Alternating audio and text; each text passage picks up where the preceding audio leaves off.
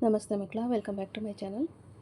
ಇವತ್ತು ನಾವು 10ನೇ ತರಗತಿಯ ಕನ್ನಡದಲ್ಲಿ ನಮ್ಮ ಭಾಷೆ ಅನ್ನೋ ಗದ್ಯ ಭಾಗದ ಎಲ್ಲ ಅಭ್ಯಾಸ ಪ್ರಶ್ನೋತ್ತರಗಳನ್ನ ಈಗ ನೋಡ್ತಾ ಹೋಗೋಣ ಮಕ್ಕಳ.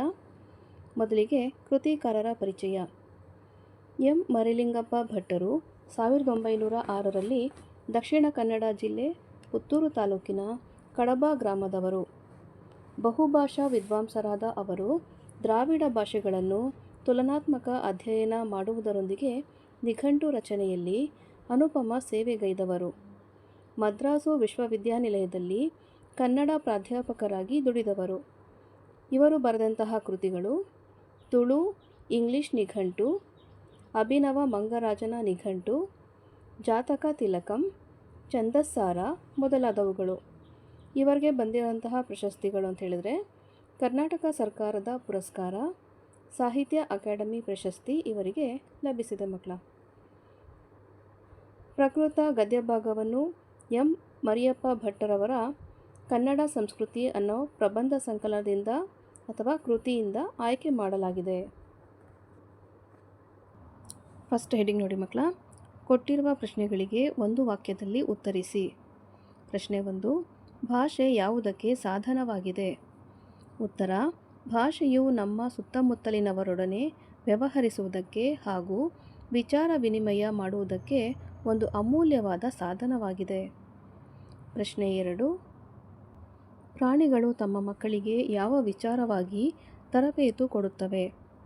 ಉತ್ತರ: ಪ್ರಾಣಿಗಳು ತಮ್ಮ ಮಕ್ಕಳಿಗೆ ಚಲನವಲನಗಳ ವಿಷಯವಾಗಿ, ಆಹಾರ ವಿಚಾರವಾಗಿ ತರಬೇತು ಕೊಡುತ್ತವೆ. ಪ್ರಶ್ನೆ 3, ಮನುಷ್ಯನಿಗೆ ಲೆಕ್ಕವಿಡುವ ಅವಶ್ಯಕತೆ ಯಾವಾಗ ಉಂಟಾಯಿತು? ಉತ್ತರ: ನವಶಿಲಾಯುಗದ ಮಾನವ ಸಂಚಾರಿ ಜೀವನವನ್ನು ತ್ಯಜಿಸಿ ಒಂದೆಡೆ ಬೀಡು ಬಿಟ್ಟು ಆಸ್ತಿ, ಮನೆ, ಬದುಕು ಮೊದಲಾದ ಭಾವನೆಗಳನ್ನು ತಳೆಯುವುದಕ್ಕೆ ಎಂದು ಮೊದಲು ಮಾಡಿದನೋ ಅಂದು ಆತನಿಗೆ ಲೆಕ್ಕವಿಡುವ ಅವಶ್ಯಕತೆ ಉಂಟಾಯಿತು. ಪ್ರಶ್ನೆ 4, ಎಣ್ಣೆ ತುಪ್ಪದ ಮಿಶ್ರಣ ಬೇಡವೆಂದು ಹೇಳಿದವರು ಯಾರು? ಉತ್ತರ: ಎಣ್ಣೆ ತುಪ್ಪದ ಮಿಶ್ರಣ ಬೇಡವೆಂದು ಹೇಳಿದವರು ನಯಸೇನರವರು. ಪ್ರಶ್ನೆ 5, ಕನ್ನಡಕ್ಕೆ ಪರ್ಷಿಯನ್ ಶಬ್ದಗಳು ಯಾವಾಗ ಬಂದವು?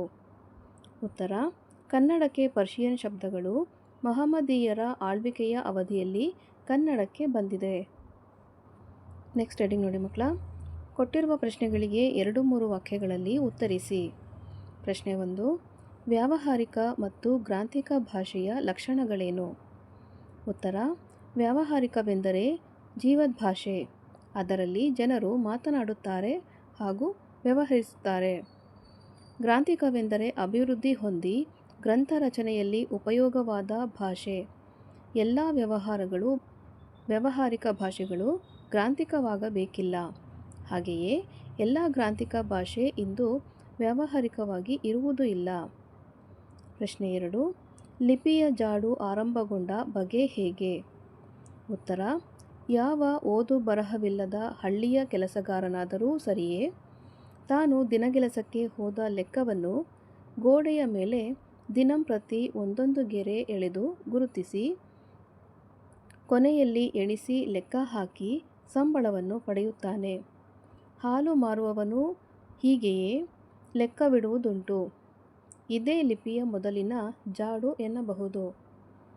ಪ್ರಶ್ನೆ 3, ಲಿಪಿಯ ಮೂಲಕ ಜ್ಞಾನಭಂಡಾರ ಯಾವ ರೀತಿ ಭದ್ರವಾಯಿತು? ಉತ್ತರ: ಲೆಕ್ಕಪತ್ರಗಳನ್ನಿಡಲು ಉಪಯುಕ್ತವಾದ ಮೂಲ ಲಿಪಿಯನ್ನು ಮತ್ತಷ್ಟು ಪರಿಷ್ಕರಿಸುತ್ತಾ ಸುಂದರವಾದ ಸಾಹಿತ್ಯ ಕೃತಿಗಳನ್ನು ಬರೆದಿಡುವುದನ್ನು ಮಾನವ ಕಲಿತುಕೊಂಡ. ಆ ಲಿಪಿಯ ಮೂಲಕ ಪರಂಪರೆಯಿಂದ ಬಂದ ಎಷ್ಟೋ ವಿಷಯಗಳನ್ನು ಬರೆದಿಡಲು ಸಾಧ್ಯವಾಯಿತು. ಆಗ ಜ್ಞಾನಭಂಡಾರ ಭದ್ರವಾಯಿತು. ಪ್ರಶ್ನೆ 4, ಕನ್ನಡ ಭಾಷೆ ಹದಗೊಂಡದ್ದು ಹೇಗೆ? ಉತ್ತರ: ಅನೇಕ ಕವಿಗಳು ಕನ್ನಡ ಅಭಿವೃದ್ಧಿ ಹೊಂದಬೇಕಾದರೆ ಕನ್ನಡ ಪದಗಳ ಬಳಕೆ ಹೆಚ್ಚಾಗಬೇಕೆಂದು ಸಾರಿದ್ದಾರೆ. ಅಂಥವರ ವಾಣಿಯಿಂದ ಕನ್ನಡದ ವೀಣೆ ಮೃದು ಮಧುರವಾಗಿ ಮಿಡಿಯಿತು. ಮುಂದೆ ಬಸವೇಶ್ವರ, ಅಲ್ಲಮಪ್ರಭುಗಳಂತಹ ಶರಣವರೇಣ್ಯರು, ಚಾಮರಸ, ಕುಮಾರವ್ಯಾಸರಂತಹ ಕವಿ ಪುಂಗವರು, ಪುರಂದರದಾಸ, ಕನಕದಾಸರಂತಹ ದಾಸಶ್ರೇಷ್ಠರು ಸುಲಭ ಮಾರ್ಗವನ್ನೇ ತುಳಿದರು. ತಮ್ಮ ತಮ್ಮ ಅನುಭವಾನುಸಾರವನ್ನು ಸುಲಭವೂ ಸುಂದರವೂ ಸಹಜವೂ ಆದ ಮಾತುಗಳಿಂದ ಹೃದಯ ಮುಟ್ಟುವಂತೆ ಅಭಿವ್ಯಕ್ತಪಡಿಸಿದರು. ಹೀಗೆ ಕನ್ನಡ ಭಾಷೆ ಹದಗೊಂಡಿತು. ಪ್ರಶ್ನೆ 5. ಆಂಗ್ಲ ಭಾಷೆ ವಿಶ್ವವ್ಯಾಪಿಯಾಗಲು ಕಾರಣವೇನು? ಉತ್ತರ: ಆಂಗ್ಲ ಭಾಷಾ ಪಂಡಿತರು ದೇಶ ವಿದೇಶಗಳ ಭಾಷೆ ಹಾಗೂ ಸಾಹಿತ್ಯ ಸಂಸ್ಕೃತಿಯನ್ನು ಮುಕ್ತ ಮನಸ್ಸಿನಿಂದ ಅಭ್ಯಸಿಸಿದರು. ಮಹಾಮೇಧಾವಿಗಳು ತಮ್ಮ ಆಸೆ, ಆಕಾಂಕ್ಷೆ, ವಿಚಾರ ಮುಂತಾದವನ್ನು ಆಂಗ್ಲ ಭಾಷೆಯ ಮುಖಾಂತರವಾಗಿಯೇ ಹೇಳಬೇಕೆಂಬ ಉಜ್ವಲ ಅಭಿಮಾನವುಳ್ಳವರಾಗಿದ್ದರು. ಆಂಗ್ಲ ವಿಜ್ಞಾನಿಗಳು, ರಾಜಕಾರಣಿಗಳು, ಅರ್ಥಶಾಸ್ತ್ರಜ್ಞರು ಹೀಗೆ ಎಲ್ಲರೂ ತಮ್ಮ ಭಾಷೆಯನ್ನೇ ಬಳಸುವುದರ ಪರಿಣಾಮವಾಗಿ ಆಂಗ್ಲ ಭಾಷೆ ಬೆಳೆದು ವಿಶ್ವವ್ಯಾಪಿಯಾಯಿತು. ನೆಕ್ಸ್ಟ್ ಹೆಡಿಂಗ್ ನೋಡಿ ಮಕ್ಕಳ. ಕೊಟ್ಟಿರುವ ಪ್ರಶ್ನೆಗಳಿಗೆ 8-10 ವಾಕ್ಯಗಳಲ್ಲಿ ಉತ್ತರಿಸಿ. ಪ್ರಶ್ನೆ 1. ಭಾಷೆ ಸತ್ವಪೂರ್ಣವಾಗಿ ವಿಕಸಗೊಳ್ಳುವುದು ಯಾವಾಗ? ಉತ್ತರ: ಒಂದು ಭಾಷೆ ಸತ್ವಪೂರ್ಣವಾಗಬೇಕಾದರೆ ಅದನ್ನಾಡುವ ಜನ ಅಭಿಮಾನಧನರು, ಬುದ್ಧಿಶಾಲಿಗಳು, ಪ್ರಯೋಗಶೀಲರೂ ಆಗಿರಬೇಕು. 4-5 ಶತಮಾನಗಳ ಹಿಂದೆ ಆಂಗ್ಲ ಭಾಷೆ ಯುರೋಪಿನ ಸಾಮಾನ್ಯ ಭಾಷೆಗಳಲ್ಲಿ ಒಂದಾಗಿತ್ತು. ಆಂಗ್ಲ ಜನತೆ ಸಾಹಸ ಜೀವಿಯಾಯಿತು, ಬುದ್ಧಿಶಾಲಿಯಾಯಿತು. ಸೂರ್ಯನು ಎಂದೂ ಮುಳುಗನೆನ್ನುವಂತಹ ವಿಸ್ತಾರವಾದ ಸಾಮ್ರಾಜ್ಯವನ್ನು ಸ್ಥಾಪಿಸಿತು. ದೇಶ ವಿದೇಶಗಳ ಭಾಷೆ ಹಾಗೂ ಸಾಹಿತ್ಯ ಸಂಸ್ಕೃತಿಯನ್ನು ಆಂಗ್ಲ ಪಂಡಿತರು ಮುಕ್ತ ಮನಸ್ಸಿನಿಂದ ಅಭ್ಯಸಿಸಿದರು. ತನ್ಮೂಲಕ ತಮ್ಮ ಭಾಷೆ ಮತ್ತು ಸಾಹಿತ್ಯವನ್ನು ಹಿಗ್ಗಿಸಿದರು ಹಾಗೂ ಹರಳಿಸಿದರು.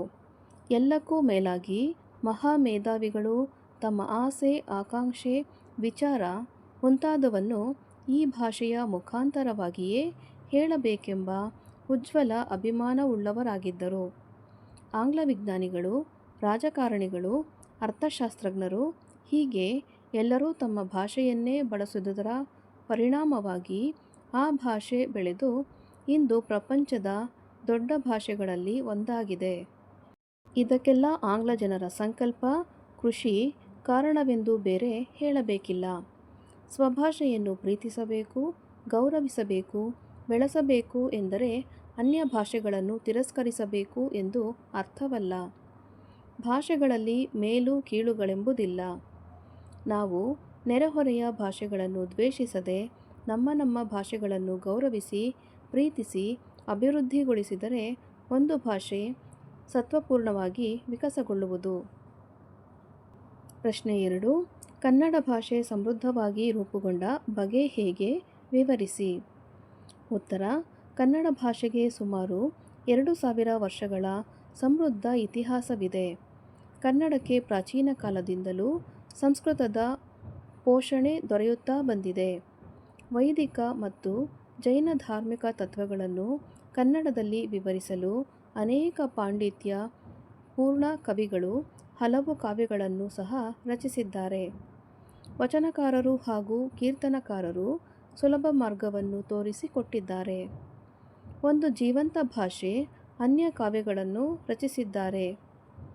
ವಚನಕಾರರು ಹಾಗೂ ಕೀರ್ತನಕಾರರು ಸುಲಭ ಮಾರ್ಗವನ್ನು ತೋರಿಸಿಕೊಟ್ಟಿದ್ದಾರೆ. ಒಂದು ಜೀವಂತ ಭಾಷೆ ಅನ್ಯ ಭಾಷೆಗಳಿಂದ ಕೊಡುಗೆ ವ್ಯವಹಾರ ಇಟ್ಟುಕೊಂಡಿರುತ್ತದೆ. ಕನ್ನಡವು ಹಿಂದೆ ಸಂಸ್ಕೃತ, ಪ್ರಾಕೃತ ಭಾಷೆಗಳಿಂದ ಅನೇಕ ಶಬ್ದಗಳನ್ನು ತನ್ನಲ್ಲಿ ಅಳವಡಿಸಿಕೊಂಡು ಶ್ರೀಮಂತವಾಗಿದೆ. ಮಹಮ್ಮದೀಯರ ಕಾಲದಲ್ಲಿ ಪರ್ಷಿಯನ್ ಭಾಷೆಯಿಂದಲೂ, ಯುರೋಪಿಯನ್ನರ ಆಗಮನದಿಂದ ಇಂಗ್ಲಿಷ್ ಭಾಷೆಯಿಂದಲೂ ಅಸಂಖ್ಯಾತ ಪದಗಳು ಬಂದಿವೆ. ಇದಲ್ಲದೆ ಉರ್ದು, ಪೋರ್ಚುಗೀಸ್ ಪದಗಳು ಕನ್ನಡ ನುಡಿ ಬೊಕ್ಕಸಕ್ಕೆ ಸೇರಿಕೊಂಡಿವೆ. ಗಡಿ ಪ್ರದೇಶಗಳಲ್ಲಿ ತಮಿಳು, ತೆಲುಗು, ಮರಾಠಿ, ಮಲಯಾಳಂ ಭಾಷೆಯ ಪದಗಳು ಪರಸ್ಪರ ಎರವಲು ಪಡೆದು ಅಭಿವೃದ್ಧಿ ಹೊಂದುತ್ತಲಿವೆ. ಸ್ವಂತ ಭಾಷೆಯ ಪದಗಳು ನುಡಿಗಟ್ಟುಗಳಾಗಿ ಬಳಸಲ್ಪಡುವುದರಿಂದ ಕನ್ನಡ ಭಾಷೆ ಸಮೃದ್ಧವಾಗಿ ರೂಪುಗೊಂಡಿದೆ. ನೆಕ್ಸ್ಟ್ ಹೆಡಿಂಗ್ ನೋಡಿ ಮಕ್ಕಳ. ಸಂದರ್ಭ ಸಹಿತ ಸ್ವಾರಸ್ಯವನ್ನು ವಿವರಿಸಿ. ಮೊದಲನೇದಾಗಿ, ಸಂಸ್ಕೃತಿಯ ಇತಿಹಾಸ ಉಳಿಯಿತು.